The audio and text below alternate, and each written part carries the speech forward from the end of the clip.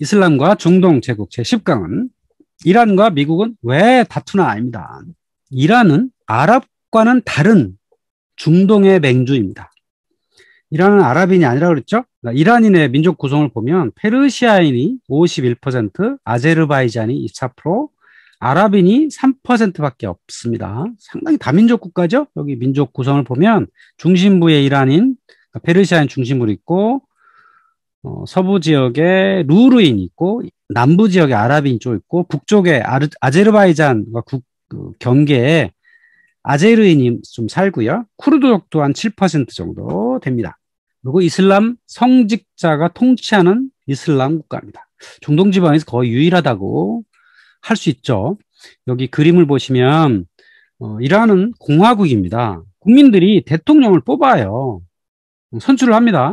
4년 임기에 중임을 할 수 있어요. 그러니까 8년까지 할 수 있는 대통령인데 대통령은 일반적으로 내각을 임명을 하고 또 의회를 구성하고 여러 가지 할 수 있지만 실제로 대통령보다 위에 있는 사람이 있어. 바로 최고 지도자입니다.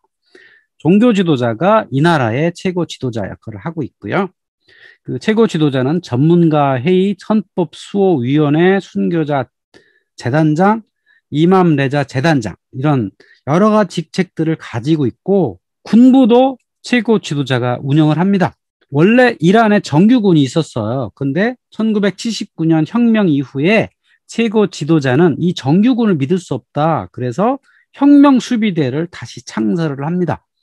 그래서 실제로 이란의 군부의 최고 통수권자는 최고 지도자입니다. 그러니까 국민들이 뽑은 대통령보다 그 위에 있는 게 이슬람 최고 지도자다. 그래서 이슬람 성직자가 통치하는 이슬람 국가다라고 이해하시면 되겠습니다. 이슬람 국가를 지향하는 두 나라가 있죠. 또 하나는 사우디아라비아, 수니파의 와하비즘이 주로 주도하는 사우디아라비아가 있고 시아파의 종주국이라고 할 수 있는 이란이 있는데 사실은 사우디아라비아는 왕정국가입니다. 와하비즘을 좀 강력하게 할 뿐이지 그렇다 그래서 이 사우디가가 통치하는 왕족보다 위에 있지는 않아요. 그런데 이란은 샤리아, 이슬람 율법이 지배하는 나라입니다. 그렇다면 지배한 근거가 뭐냐? 아야툴라 호메이니, 아야툴라라고 하는 호칭을 갖고 있었던 지도자 호메이니가 이렇게 얘기했다는 거예요. 신은 공동체를 지도하기 위해 예언자와 이맘들을 보냈고 이들은 공동체를 올바른 방향으로 인도하기 위해 샤리아를 남겼다. 12이맘이 부재한 상태에서 그들의 상급 성직자가 샤리아의 수호자가 된다. 그러니까 지금 이맘은, 그러니까 12이맘은 사라졌거든요. 그를 뒤이은 그 성직자들이 샤리아, 바로 이슬람 율법의 수호자가 되므로 나라를 통치할 자격이 있다. 이렇게 주장을 한 거죠. 자, 그러면 우리가 아는 시아파에 대해서 다시 한번 정리를 해봅니다. 시아파라고 하는 것은 알리를 추종하는 사람들이다. 그러니까 시아트 알리라고 불러요. 알리를 추종한다. 이런 뜻에서 시아가 된 거고요. 자, 알리는 누구냐? 무함마드의 딸인 파티마의 남편이죠. 그러니까 조카이자 사위였어요. 그런데 알리가 칼리프로 임명되었지만 살해되었죠. 그리고 그 아들 하산 후세인이 이맘을 이었고 둘 다 비참하게 이제 살해되었습니다. 그러면서 후세인의 후손이 쭉 이맘으로 이어지다가 12번째 마지막 이맘은 죽지 않고 사라졌습니다. 그리고 언젠가 그 12번째 이맘이 돌아와서 이 땅을 새롭게 할 것이다 라고 하는 묵시론적 사상을 갖고 있는 게 이란에서 추종하고 있는 12이맘파입니다. 자, 두 종파의 실질적인 차이를 설명해보면 이래요. 수니파는 개인과 알라가 1대1로 교통한다. 아주 간단하죠? 무함마드는 선지자일 뿐이다. 그런데 시아파에서는 알리와 그 후손을 선지자의 후손이라 그래가지고 위대한 인물로 칭해요. 그러니까 거의 반신반의이다 이런 뜻입니다. 그러니까 알리와 그 후손이 신성하다. 그러니까 그 알리와 그 후손이 신성하기 때문에 그를 추종하는 지도자들이 국가를 다스릴 수 있다라고 하는 게 이 시아파의 기본적인 생각이에요. 그리고 이렇게 만들어진 게 그 이유를 따져보면 결국은 알리라고 하는 사람들 또 무함마드 후손들을 신성시하는 어떤 특정 사람들을 신성시하는 문화가 있는 거죠. 그리고 이 수니파는 대부분 아랍 지역에서 탄생을 했는데 비해서 시아파는 페르시아인 중심으로 이제 발전이 되어 왔습니다. 이란이 시아파를 받아들인 건 16세기인데 물론 그 전까지도 시아파는 있었죠. 그런데 이란이 시아파를 16세기에 받아들이면서 이 열두 이맘파 중심의 교리가 확정이 된 거죠. 그러다 보니까 아랍인과 페르시아인의 어떤 지역의 문화적인 차이 이런 것들이 탄생을 하게 된 겁니다. 자, 그러면 시아파 중에서 이란이 추종하는 시아파가 열두 이맘파인 겁니다. 알리, 하산, 후세인 쭉 이어서 마흐디까지 내려오는 열두 이맘을 유일신 이외에 신적인 특별한 존재로 모시는 것이다 라고 하는 겁니다. 여기 그림에서 보시면 또 잘생긴 남자가 있잖아요. 원래 이슬람에서는 이런 사람의 사진이나 그림을 추정하면 안 돼요. 그런데 그건 수니파의 생각이고 시아파에서는 열두 이맘의 특별한 사람들은 이렇게 추종해도 된다라고 생각하는 거죠. 그러니까 특별한 자격을 갖춘 특별한 혈통을 가진 사람을 추종하는 것. 이거를 시아파라고 보면 됩니다. 자, 이란이라고 하는 나라의 국명, 이것은요, 아리아인의 나라라는 뜻입니다. 아리아인의 나라? 많이 들어보는 거 아니에요? 네, 나치가 주장한 게 바로 아리아인이었죠. 아리아인의 혈통. 그러니까 이란이라고 하는 나라의 국민, 물론 그 중에서 페르시아인이겠죠. 페르시아인들은요, 백인, 유럽의 백인과 아주 유사한 혈통을 갖고 있습니다. 언어도 아주 이상합니다. 그래서 흔히 인도 유로보족이라고 불리죠. 독일어와 이란어가 아주 유사하다고 하는 겁니다. 물론 이제 중간에 많이 혈통이 섞여가지고 지금은 이제 다른 얼굴도 많이 있지만 독일 지역의 백인과 비슷한 얼굴들을 가지고 있다라고 하는 겁니다. 또 람사르 협약이라는 얘기 있잖아요. 습지 보존 협약이 람사르 협약인데 그 람사르라는 도시가 이란에 있어요. 근데 람사르에는 습지가 없습니다. 그냥 람사르에서 협약을 맺었기 때문에 람사르라는 이름이 붙인 거죠. 그리고 이란의 수도인 테헤란에 가면 서울로가 있어요. 대한민국 수도 서울에 강남에 가면 테헤란로가 있죠. 그래서 두 나라가 수교한 기념으로 이렇게 중요한 도로에 이름을 붙이고 있죠. 사실 대한민국과 이란은 사이가 꽤 괜찮은 편입니다. 또 상당히 괜찮았고요. 요즘에 미국에서 이란을 제재를 하다 보니 교육을 잘 못해서 그렇지 그런 제재만 풀리면 이란과 대한민국은 교육을 상당히 많이 할 수 있는 여러 가지 요소를 갖춘 나라이기도 합니다. 자, 이슬람 국가인 이란에서는요, 이런 보수파가 원하는 세상은 바로 이거예요. 남녀 분리를 철저하게 지켜야 된다. 여기 맥도날드에 가면 여자가 주문할 수 있는 곳과 남자가 주문할 수 있는 곳이 따로 있고요. 당연히 먹는 것도 달리 있겠죠. 모스크에 가도 뭐 당연히 남자 기도 공간과 여자 기도 공간이 분리되어 있는 거고요. 또 여성 복장 규정을 철저히 지켜야 된다. 사우디처럼 이 검은 옷을 입고 있지는 않아요. 히잡만 잘 지키면 된다라고 하는 겁니다. 근데 히잡을 잘 안 쓰면 벌금을 강력하게 매기죠. 또한 이란에서 추구하는 건 외부, 특히 서구의 문화를 극도로 싫어합니다. 영화 같은 것도 자유롭게 만들지 못하죠. 그래서 한국의 그 드라마 같은 것들이 이란에서 많이 상영되는 이유가 사실 그겁니다. 이란에서 받아들일 수 있는 외부의 문화가 사실 한국이 제일 적합하거든요. 서구의 문화는 좀 힘들고 특히 옛날에 대장금 같은 게 그 시청률이 뭐 90% 이상 됐다는데 대장금 같은 게 굉장히 건전하잖아요. 이란에서 받아들이기 굉장히 좋은 해외 문화였던 거죠. 이란의 역사를 보면 굉장히 장구합니다. 우리가 그리스 페르시아 전쟁을 아시잖아요. 영화 300이 나오는 그 페르시아 군대에 100만 명 이상이 참가했다고 하는 그 군대를 유지했던 나라가 아케메네스조 페르시아예요. 그때부터 이 페르시아라는 나라는 여러 왕조를 거쳐왔어요. 아케메네스가 무너진 이후에는 파르티아라는 나라가 있었고요. 로마 제국의 거의 유일한 상대였죠. 뭐 그러다가 사산 왕조 또 몽골족이 와 지배한 적도 있고 어쨌든 이란 땅은 중동 지방에서도 꽤 사람이 살기 좋은 그런 곳이기 때문에 오랫동안 제국을 유지해 왔습니다. 조로아스토교가 탄생한 그런 곳이기도 하고요. 이 조로아스토교는 유일신 사상을 지구상에 퍼뜨리는데 상당히 많은 기여를 했죠. 유대교와 기독교에도 조로아스토교가 남겨놓은 흔적들이 굉장히 많고요. 이란에서는 마라톤 경기를 하지 않습니다. 왜? 그리스와 상대해서 마라톤이라는 것이 그런 어떤 의미가 남겼기 때문이고요. 이란 사람들이 이런 얘기를 많이 합니다. 우리가 3,000년 동안 유럽을 앞서 있었다. 그런데 단지 최근에 200년만 뒤졌을 뿐이다. 그러니까 우리가 과거의 영광을 얼마든지 되돌릴 수 있다. 이런 자부심을 가진 나라이기도 하죠. 사실 자부심을 가져도 될 만큼 대단한 국가였던 게 페르시아 그리고 오늘날 이란이기도 하죠. 인구도 꽤 많습니다. 땅도 아주 넓고 인구가 한 8천만 이상이 되죠. 충분히 그런 잠재적 역량을 가진 나라이기도 합니다. 이 나라는 독특하게도 달력을 3개를 씁니다. 그러니까 이 문화적 정체성이 상당히 혼재되어 있다 이렇게 볼 수 있죠. 달력이라는 게 사실 문화의 어떤 총체이기도 하거든요. 그럼 왜 달력을 3개 쓰냐? 자, 원래 이 나라는요, 이란력을 썼어요. 자, 이란력의 시작은 춘분이었습니다. 그러니까 새해 첫날이 춘분인 거죠. 춘분이란 뭐죠? 겨울이 끝나고 새로 봄이 오는. 원래 유대력도 시작이 춘분이었거든요. 그러니까 상당히 연관성이 높죠. 원래 이란력을 전통적으로 써왔어요. 자, 그러다가 이슬람이 도입되면서 당연히 또 이슬람력을 쓰지 않을 수 없어요. 여러 가지 어떤 절기 같은 게, 특히 라마단 같은 게 이슬람력에 있잖아요. 그래서 이슬람력을 쓰다가 20세기 초반에 이란이 세속주의를 지향을 했어요.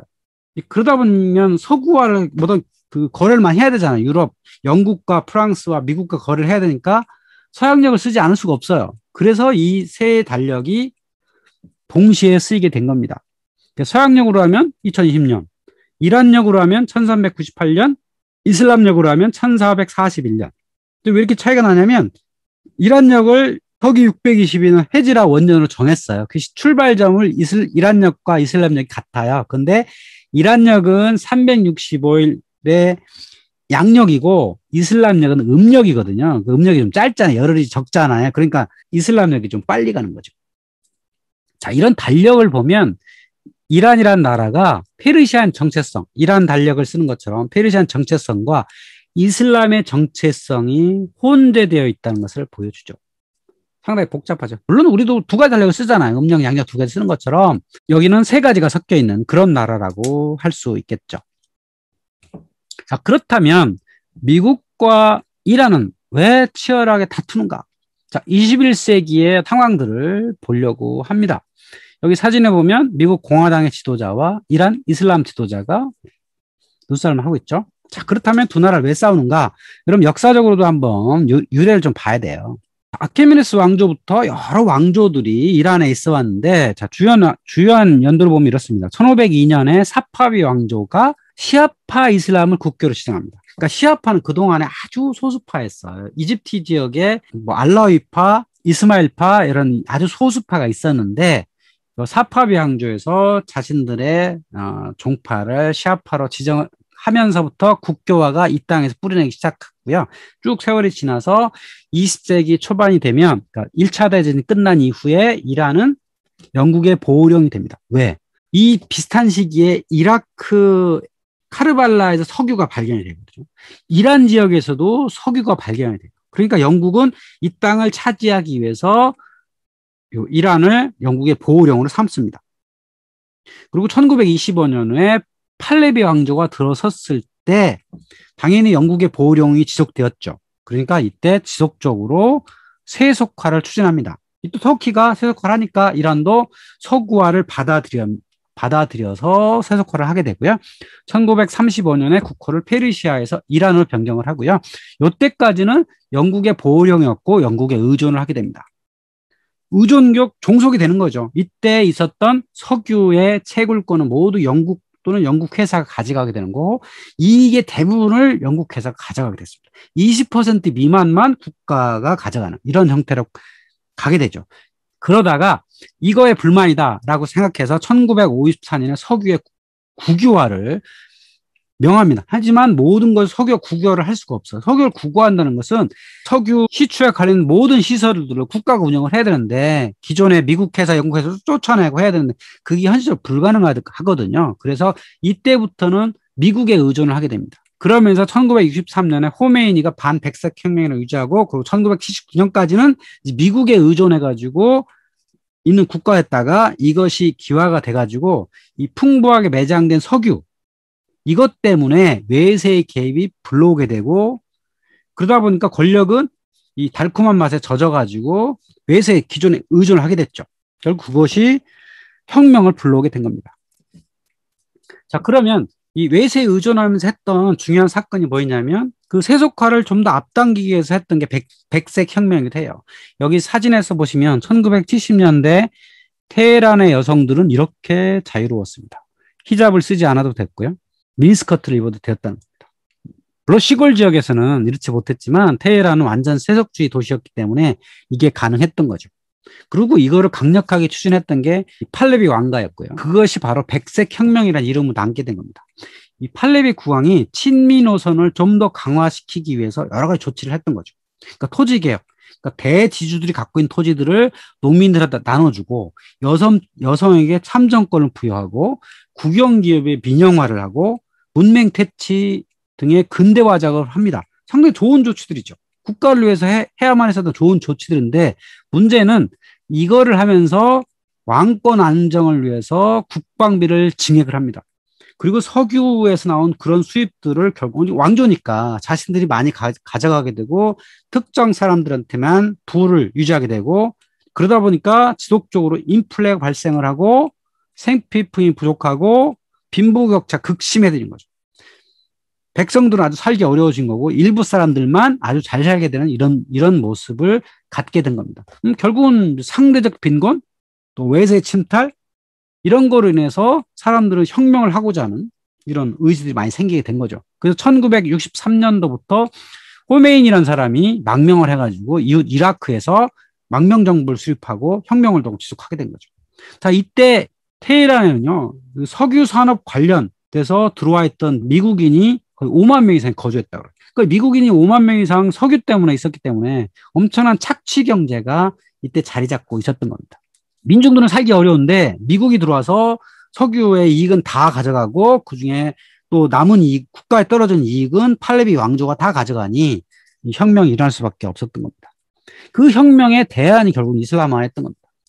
그게 촉발된 사건이 1979년 혁명 그리고 미 대사관 인질 사건입니다.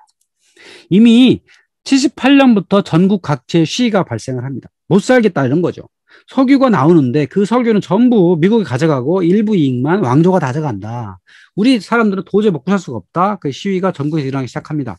그리고 1년 후에 거의 이제 팔레비 왕은 자신의 어떤 지지 기반이 없다 생각해서 사실상 망명을 합니다. 이때 지지했던 사람들이 다 떨어져 나가고 오로지 군부만 남아 있었어요. 그 상태에서 팔레비 왕은 신병 치료한다는 명목으로 미국으로 갔는데 그 사람을 미국인이 받아줬어요. 그러니까 이란인들이 그거에 이제 아주 분노를 하게 됩니다.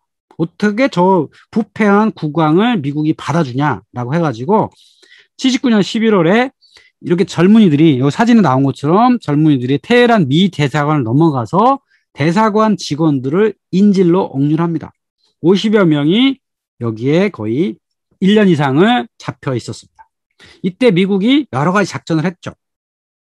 특공대 투입해가지고 헬기를 여기에 테헤란에 투입해가지고 여기를 구출하려고 했는데 그 헬기가 뭐 미사일에 격추되기도 하고 결국 미국의 이미지를 상당히 상했던 아주 세계적으로 아주 대단히 유명했던 그런 사건이기도 하죠.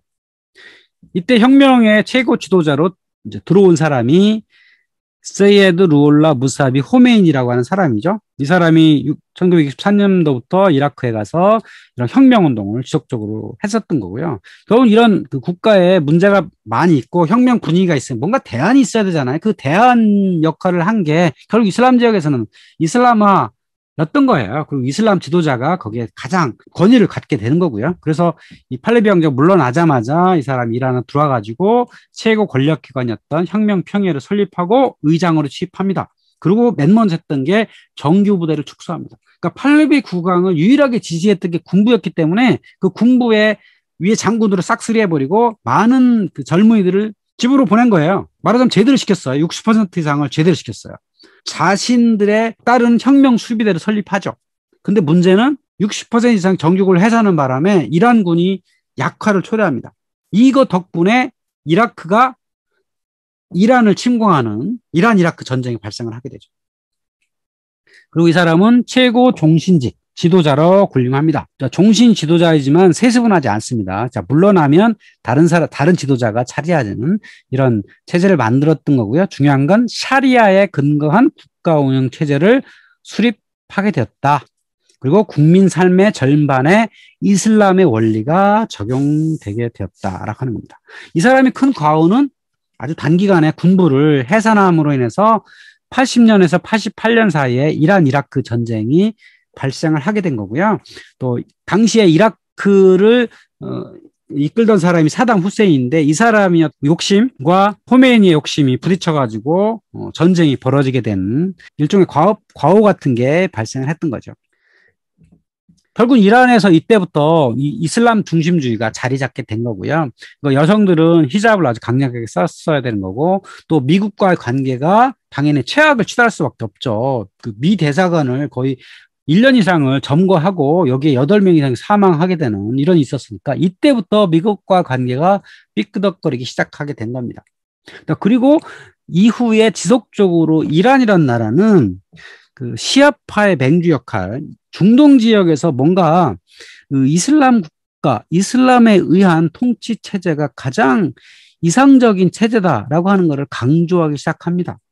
그러다 보니까 세속주의를 추구하는 여러 나라들과 관계가 나빠질 수밖에 없죠. 그러니까 여기 지도에서 보시면 동맹국은 이라크와 시리아, 레바논이 있어요. 자, 왜 그러냐면 이라크는 현재 미국과의 전쟁에 의해서 시아파가 자리 잡고 있는, 시아파가 주도하는 국가가 되었거든요. 그러니까 시리아도 물론 지금 내전 중이긴 하지만 여기 소수파, 알라위파가 주도하거든요. 그러다 보니까 이란에 가깝죠. 레바논도 마찬가지예요. 세속주의를 주도하는 터키, 뭐 당연히 이스라엘은 적성국이 될 수밖에 없는 거고요. 사우디아라비아도 친미파니까 당연히 사우디아라비아 사우가 나쁠 수밖에 없는 거고요. 아랍에미레이트도 친미파니까 나쁠 수밖에 없어요. 좀 친하게 지내는 나라는 러시아, 아프가니스탄, 인도 이런 데랑 좀 친하게 지내는 거죠. 또 중국과의 관계도 당연히 미국과 나쁘니까 그 대안으로서의 중국 관계도 좋을 수가 있죠. 결국은 이란은 이 지역에서 이슬람화를 지속적으로 추진하는 국가이며 미국과 상대하고 있는 거의 유일한 국가라고 할 수 있는 거죠. 그러니까 미국과 상대해서 이익될 게 별로 없잖아요. 미국이란 워낙 강력한 국가이기 때문에 미국의 제재하면 여기서 벗어날 방법이 없는데 어쨌든 그런 속에서도 미국의 강력한 경제 제재 하에서도 꿋꿋하게 버텨가고 있는 나라라고 할 수 있습니다. 그 이란이 영향력이 강력해지고 있어요. 미국이 이렇게 경제 제재를 가하고 있는 불구하고 종교적으로는 사실은 이슬람을 내면적으로 지지하는 사람들이 굉장히 많거든요. 사우디도 그렇고 또 쿠웨이트도 그렇고, 그러니까 국가적으로는 왕조니까 쿠웨이트나 아랍에미레이트나 카타르, 바레인, 사우디아라비아는 왕족주의 국가이기 때문에 이란에서 있었던 그런 이슬람 혁명이 자신들의 나라에도 불어닥칠까봐 절대 가까이 하지 않으려고 하는 또 의도도 있죠. 그래서 뭐 친미국가 된 경향도 사실 있는데, 그 이란은 시아파가 주도한 여러 국가의 경제적 지원 내지는 무기 지원을 함으로써 그들의 영향력을 점차적으로 높이려고 하는 시도를 하고 있어요. 근데 원래 그랬던 건 아니에요. 그러니까 20세기 중반까지는 순위파가 절대 우세였기 때문에 분쟁이 많지 않았거든요. 근데 오늘날 이란이 시아파의 맹주로서 등장한 이후에 이런 시아파와 순위파의 정치적 분쟁이 사실은 굉장히 많아지고 있는 거죠. 지금 예멘에서도 보면 내전이 있거든요. 여기서 지금 사우디아라비아 지원하고 있는 정부군과 이란이 지원하고 있는 반군이 싸워가지고 지금 치열하게 내전 중이기도 하고, 시리아 쪽도 마찬가지고, 어쨌든 영향력이 상당히 커지고 있다라고 볼 수가 있는 거고요. 이 지역에서 평화를 가져오기 어려운 존재가 이스라엘이잖아요. 근데 예전에는 이 아랍 민족주의가 상당히 많이 커졌을 때에는 이집트와 요르단, 시리아, 사우디아라비아가 뭉쳐가지고 이스라엘을 적대시하고 서로 무기도 제공하고 이런 일이 있었죠. 그런데 지금 이집트, 사우디아라비아는 친미국가가 됐단 말이에요. 이란에서 팔레스타인과 분쟁이 있거나 말거나 쳐다보질 않아요. 이 지역에서 유일하게 이란만 이스라엘 팔레스타인 문제에 대해서 개입하고 그거에 대해서 비난하고 팔레스타인 쪽에 무기도 제공하고 하죠. 가자 지구에 하마스가 쏘고 있는 로켓포의 상당수를 이란이 제공하고 있다라고 하는 썰도 사실은 있어요. 아니면 거기에 자금도 이란이 제공하고 있다 이런 썰도 있거든요. 그러니까 팔레스타인을 지지하고 있는 유일한 세력이 사실 이란이란 말이에요. 그러다 보니까 미국이 볼 때 이란이라고 하는 나라가 눈에 가시죠. 특히 뭐 이스라엘은 더하고. 그런데 그런 상황에 지금 이란에서 핵 개발을 하고 있다는 이야기가 10여 년 전부터 나오고 있죠. 그래서 미국이 그 핵 개발을 못하도록 여러 경제제를 했었고, 그러다가 지금 트럼프 대통령 이전에 협상을 통해서 핵 개발을 더 진전하지 않고 IAEA의 핵 사찰을 받아가지고 평화적인 원자력 발전은 하지만 핵 개발 안 하겠다라고 하는 협정이 있었는데 그걸 트럼프 대통령이 파기를 했죠. 그런 사이에 지금 이란과 미국 사이가 상당히 이제 더 나쁜 상태로 되어 있죠. 물론 이 지역에서 핵을 보유한 국가는 이스라엘이잖아요. 1956년경에 프랑스가 도와줘가지고 핵을 보유했다고 하는 게 이미 다 알려진 사실이고요. 거기에 상대적으로 만약에 이란이 핵을 보유했다. 그러면 이스라엘 입장에서는 상당히 어려운 상황이 되거든요. 그래서 여기 지도에서 보신 것처럼 이스라엘이 이란의 핵 시설을 폭격하겠다고 하는 계획도 다 수립되는 상태죠. 사실 여차하면 저 핵시설을 폭격할지도 몰라요. 물론 미국의 지지하에, 지원하에 일어나겠죠. 그러니까 핵 개발이 일어나지 않도록 뭔가 조치를 취하려고 하는 시도들이 지금까지 이어오고 있는 거죠. 또 이 지역에 또 분쟁을 일으키는 가장 중요한 요인은 석유라고 할 수 있죠. 20세기 초에 영국이 이 지역을 보호국으로 만든 이유도 석유 때문이었던 거고요. 여기 지도에서 보시면 까만색 이 점점이 있는 게 석유의 매장 지역이에요. 그러니까 어디가 많이 있죠? 사우디아라비아 동부에 어마어마하게 큰 유전지대가 있죠. 그리고 페르시아면 바다에도 있고 이라크에도 있고 이란 남부에 있고 또 카스피에도 있고 빨간색으로 본 게 가스전이거든요. 지금 카타르 북쪽에 이란과 경계에 있는 페르시아만의 가스전이 어마어마하게 큰 게 있죠. 그리고 이란과 이라크 사이에도 가스전이 있고 요 가스전 때문에 사실은 이 지역에 분쟁이 많이 있었던 거고 또 석유 가격이 굉장히 높았을 시절에 미국이 이 페르시아만을 중시할 수밖에 없었던 그런 이유기도 하죠. 그러니까 동아시아 3국, 한국, 일본, 중국은 이 페르시아만에서 오는 석유와 가스에 상당히 의존하고 있기도 하고요. 근데 지금 미국에서 캐내고 있는 석유 양이 상당히 많죠. 지금 최대 산유국이 미국으로 바뀌었고 또 셰일가스가 나오는 바람에 석유 가격이 상당히 많이 하락을 해가지고 이 지역에 대한 미국의 관심이 좀 하락했어요. 그리고 이 지역의 영향력이 그만큼 감소를 했죠. 만약에 석유가 이렇게 이 지역에 묻혀 있지 않았다면 이 지역이 이렇게 분쟁적으로 돼 있지 않았을지도 몰라요. 근데 여전히 어쨌든 이 지역은 석유나 가스로 중요한 지역이고 여러 사람이 관심을 둬야 할 곳이기도 합니다. 최근에 어떤 분쟁이냐면 아랍 연맹 또는 이 걸프 지역을 둘러싸고 있는 걸프 협력회의가 있어요. 쿠웨이트, 사우디아라비아, 바레인, 카타르, UAE, 오만 요 나라들이 걸프 협력회의가 있는데 이 걸프 협력회의와 이란이 치열한 또 경쟁 중이기도 해요. 어찌 보면 순위파와 시아파 사이가 나눠져 같기도 하지만 또 여기 보면 돈 문제가 걸려 있어요. 이 페르시아만에 있는 석유와 가스 이런 것 때문에 여기에 분쟁이 이제 등장을 하게 된 거고 그때 여기 또 좀 이상한 나라가 하나 끼어들었는데 카타르죠. 카타르가 분명히 걸프 협력회의 일원인데 갑자기 이란 편에 붙었어요. 그래서 이 걸프 협력회에서 카타르랑 단결을 하고 뭐 비행기도 전혀 못 뜨게 하고 사우디아라비아에서 카타르 넘어가는 좁은 길인데 여기를 막 담장을 치고 못 넘어가게 카타르를 못 넘어가게 그리고 이 카타르가 사우디아라비아에서 물이라든지 여러 식량 이런 그 채소 같은 것들을 공급을 받는데 그걸 못 받게 하고 이런 일이 있었거든요. 그러면 왜 카타르는 왜 이란과 같이 이렇게 갔냐면 여기에 이란과의 가스전을 공유를 한단 말이에요. 그 가스전 때문에 이란과 협력을 할 수밖에 없는 이런 상황이 또 있기도 했고요. 또 카타르가 운영하고 있는 방송국이 있어요. 알자지라라고 하는 이 중동 지역에서 가장 유명한 방송국인데 이 방송국이 상당히 리버럴해요. 말하자면 진보적이에요. 그래서 웬만한 소식들을 그대로 방송을 합니다.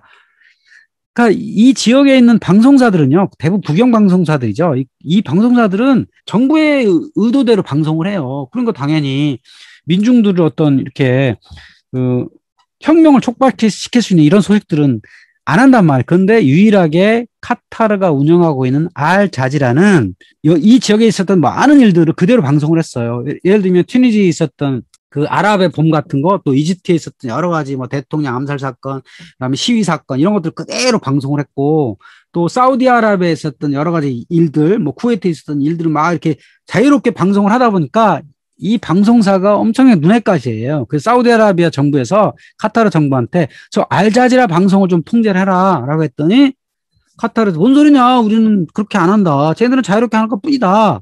그냥 솔직하게 다 방송할 뿐이지 누구 특정 국가에 나쁘게 하려고 하는 거 아니다라고 해가지고 사우디아라비아 되게 열받았죠. 그래서 이제 이 카타르가 그런 단교 사태가 벌어지기도 했습니다. 지금 사이가 다시 좋아졌어요. 내막은 잘 모르겠는데 지금 카타르와 UAE, 사우디아라비아 다시 국교를 회복하는 이런 과정이 있다고 합니다. 자, 어쨌든 자, 중동을 여기까지 왔는데요. 이 중동 지방은 우리가 계속 관심 가져야 될 땅입니다. 왜? 여전히 우리는 여기 석유와 가스를 이 지역에 의존하고 있고, 뭐 그런 경제적 이유도 있고, 사실 중동이라는 데가 어찌 보면 서구의 영향에 의해서 상당히 불행한 땅이기도 해요. 지구촌에 있는 여러 지역 중에서 서구 영향을 안 받은 데가 없지만, 이곳은 특히 석유라고 하는 돈이 걸려 있는 곳이라서 더 영향을 많이 받았거든요.